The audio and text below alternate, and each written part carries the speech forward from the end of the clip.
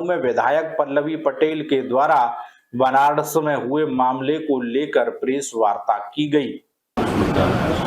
देखिए, बनारस में जो घटनाक्रम हुआ है वहाँ पर दिन दहाड़े एक 18 वर्षीय इंटरमीडिएट स्कूल के क्लास के एक बच्चे को उसी के विद्यालय के परिसर में उसी विद्यालय के संचालक लाइसेंसी बंदूक से रिवॉल्वर से कनपट्टी पर गोली सटा करके उसको वहाँ पर मार देते हैं। और सबसे अहम बात यह है कि ये सवाल है कानून व्यवस्था पर, सामाजिक व्यवस्था पर और सरकार पर। 22 तारीख की घटना है और आज हम 28 अप्रैल में बैठे हुए हैं। 6 से 7 दिन का वक्त हो गया है और जो इस पूरे प्रकरण में दिन दहाड़े विद्यालय परिसर में हुई एक बच्चे की जो हत्या होती है उसमें जो सबसे बड़ा अपराधी है जिसके कैंपस में कांड हुआ है उसको अभी तक पुलिस छू भी नहीं पाई है। इसलिए नहीं छू पाई है क्योंकि जो वाराणसी के जो सांसद हैं श्री नरेंद्र मोदी जी, उनका निकटतम व्यक्ति है वो, उसका इतना रसूख है कि पुलिस बैकफुट पे है। तो ऐसे में ये सवाल जितना सरकार के लिए है, जितना कानून व्यवस्था के लिए, उतना समाज से के लिए भी है कि क्या ये जो ओबीसी समाज है इसका वर्तमान और इसका भविष्य दिन दहाड़े हम अपनी आंखों से मरते हुए देखना चाहते हैं। जिस स्कूल में हम अपने बच्चे को पढ़ने के लिए भेजते हैं वो घर की सीमा के बाहर का हमारा दूसरा घर होता है। अभिभावक निश्चिंत होते हैं तो सवाल ये उठता है कि उस कैंपस के अंदर एक शस्त्र आया कैसे, किसने परमिट किया, क्या वो लाइसेंसी शस्त्र था और अगर था तो क्या उसको जब्त कर लिया गया है, किसके नाम पर है। ये तमाम सवाल हैं जिसके नाम पर चर्चा होनी चाहिए और जिसपे सवालिया निशान खड़े करते हुए, विवेचना करते हुए जो इसमें मुख्य जो आरोपी है और जो इस पूरे घटनाक्रम के जो सूत्रधार हैं उन सभी को अब तक जेल में होना चाहिए था। जो सरेआम खुले घूम रहे हैं वो विद्यालय जहां पर यह घटनाक्रम हुआ है, क्या अब वो किसी भी दृष्टि से शिक्षा का मंदिर कहलाने लायक है? अगर ये कहीं और घटित होता और अगर सांसद का निकटस्थ होने की वजह से संरक्षण प्राप्त नहीं होता तो अब तक वो बिल्डिंग धराशायी कर दी गई होती, लेकिन वो खुला घूम रहा है, उस पर कोई कार्रवाई नहीं हुई है। ये सवाल है हमारा। मैम, पुलिस का कहना है कि आपने उनके साथ मिसबिहेव किया, आप लोगों ने मिसबिहेव किया उनके साथ। देखिए, साफ साफ बोलिए ना, साफ साफ बोलिए ना। गाली दी गई है हमको, भद्दी भद्दी जाति सूचक गालियां दी गई हैं, मां बहन की गालियां दी गई हैं। मैंने दिन रात की मेहनत करने के बाद ये डिग्री डॉक्टरेट की हासिल की है और जब समाज के लिए न्याय मांगने के लिए हम उतरते हैं वहां पर तो तपती धूप में एक जनप्रतिनिधि को 3 घंटा खड़ा रखा जाता है और उसके बाद वहां पर जब हमने जवाब मांगा है तो हमको जाति सूचक गालियां दी गई हैं, मां बहन की गालियां दी गई हैं। ये मेरा स्तर नहीं है और आपके माध्यम से जो उत्तर प्रदेश के सूबे का सबसे बड़ा पुलिस का अधिकारी है डीजीपी, मैं वो तमाम गालियां आपके माध्यम से उनको वापस करती हूं और इसलिए वापस कर रही हूं क्योंकि दिन दहाड़े एक ओबीसी समाज के लड़के को मार दिया जाता है और उसका गुनहगार अभी भी खुला घूम रहा है। उसको पकड़ने की हैसियत उनकी नहीं है, लेकिन अपनी छाती पर कम से कम इन गालियों का तमगा लगा करके वो अपने आप को गौरवान्वित महसूस कर सकते हैं। किस तरीके का एक्शन आप चाहते हैं, क्या होना चाहिए? देखिए, एक्शन हम क्या, संपूर्ण बनारस अपने बनारस के सांसद से चाहता है कि इस वक्त आप राजनीति मत करिए। इस वक्त महत्वपूर्ण बिंदु यह है कि वो व्यक्ति जो है जिसको संरक्षण आप दे रहे हैं उसको सबसे पहले जेल के अंदर होना चाहिए, तमाम बिंदुओं पर कार्रवाई होनी चाहिए, वो विद्यालय को निस्तो नाबूद कर देना चाहिए। वो सीज क्यों नहीं हुआ इसका जवाब हमको चाहिए। वो भारतीय जनता पार्टी का एक बड़ा नेता है तो भारतीय जनता पार्टी फ्रंट में आकर के अपना रिश्ता उस व्यक्ति से उजागर करे या उसको निष्कासित करे।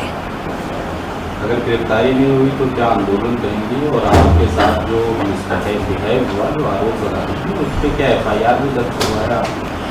देखिए, अगर हमारे समाज को न्याय नहीं मिलता है और लगातार अधिकार है तो क्या गलत कहा है नेहा सिंह राठौर ने? मैडम, पहलगाम में जिस तरीके से आतंकी हमला हुआ, उत्तर प्रदेश की सीमाएं नेपाल से काफ़ी ज़्यादा लगती हैं। नेपाल की सीमाओं पर सतर्कता बढ़ाई गई है और वहाँ पर सीमाओं पे जो मदरसे बने हुए हैं उस पर कार्रवाई करनी शुरू की है सरकार, किस तरीके से इस पूरे कार्रवाई, और जब वो मदरसे बने थे तब वो अधिकारी जो आज अवैध कह रहे हैं वो कहाँ थे, क्या किस तरीके से देते क्या? देखिए, पहलगांव में जो घटना हुई है वो राजनीति से परे है, बहुत ही दुखद है, हृदय विदारक है। लेकिन इसके साथ साथ मैं ये जरूर कह सकती हूँ कि इस देश का 135 करोड़ जो लोग हैं उनके साथ साथ मैं भी सरकार के साथ समर्थन में हूँ और सरकार के पूरे सहयोग में हूँ और उनको अधिकार देती हूँ कि जिसने भी ये आतंकवादी घटना हमारे देश में की है उस पाकिस्तान के खिलाफ आप पूरी मुस्तैदी से एक्शंस लीजिए, हम सब आपके साथ खड़े हैं।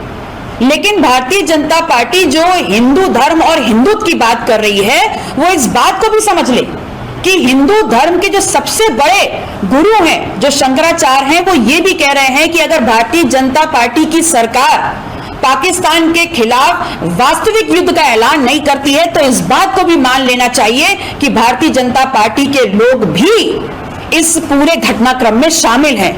इसलिए मैं निवेदन करूंगी तमाम हिंदुओं से भी, समाज के लोगों से भी, कि आप इस बात को भी अपने ध्यान में रखें, क्योंकि ये आतंकी हमला पाकिस्तान की वजह से जरूर हो सकता है लेकिन मुसलमानों की वजह से नहीं है। इसलिए इसमें हिंदू मुस्लिम का एंगल ढूंढने का काम ना करें। आमने सामने से बाढ़ की सिचुएशन को क्या सही माना जाएगा? देखिए, कहावत है लातों के भूत बातों से नहीं मानते।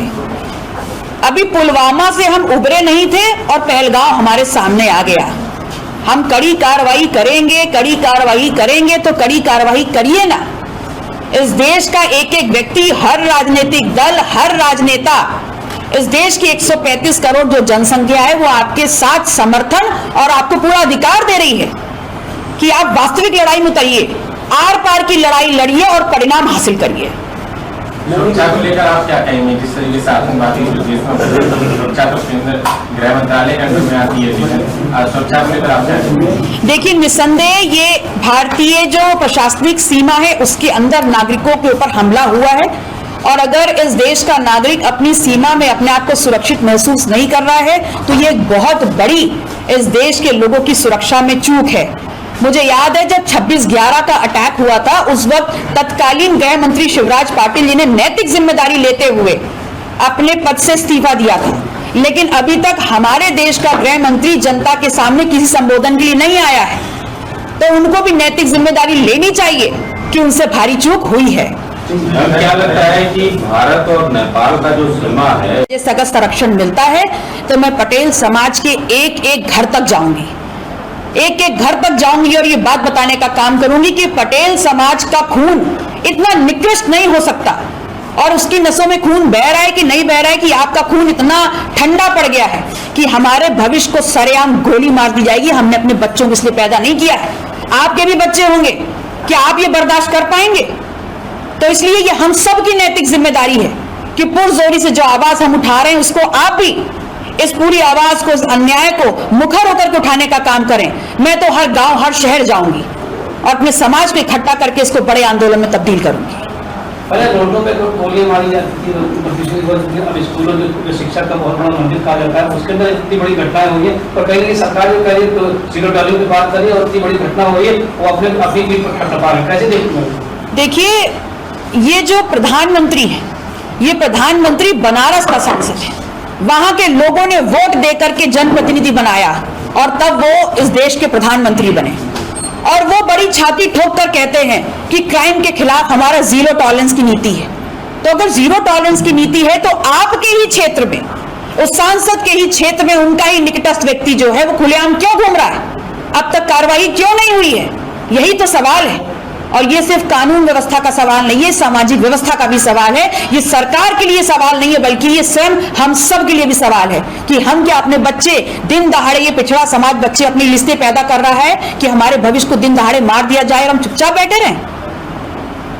मैम, अभी थोड़े दिन पहले बीएचयू में जो कुछ युवा मोर्चा आईटी सेल के लड़कों ने, बीजेपी के जो आईटी सेल के लड़के थे उनकी एक लड़की के साथ छेड़छाड़ की थी, तो उन पर भी कोई कार्रवाई नहीं हुई। आज वो बाहर घूम रहे हैं, मतलब थोड़े दिनों के लिए जेल में गए, उसके बाद में उनको जमानत मिल गई। देखिए, भारतीय जनता पार्टी, फोटो भी वायरल हुए थे योगी जी के साथ में, मोदी जी के साथ में, तमाम। जी बिल्कुल बिल्कुल, मैंने भी देखा था और ये बात तो लोगों के सामने जरूर साबित हो जाती है कि भारतीय जनता पार्टी की जो सोच है, जो नीयत है और जो नीति है, वो हर समाज के लिए नहीं है, हर वर्ग के लिए नहीं है। जो उनके निकटस्थ हैं, जिनको वो सत्ता संरक्षण दे रहे हैं, उनके किसी भी अपराध को बड़ी सफाई से छुपा ले जाते हैं।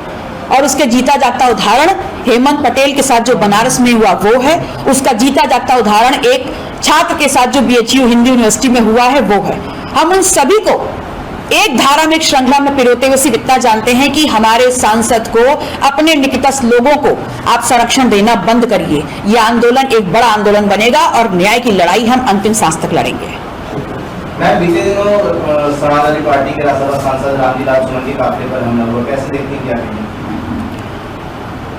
ये तो सबको सोचने वाली बात है कि रामजीलाल सुमन जी के साथ क्या हो रहा है। जब उनका राज्यसभा सांसद बनने का चुनाव था तो आप सबने देखा कि हमने उनको वोट किया और उस वक्त हमको गद्दार भी कहा गया और हमको शंकित भी किया गया। उसके बाद उनको सरेआम चुनौती दी जाती है, उनको धमकियां दी जाती हैं।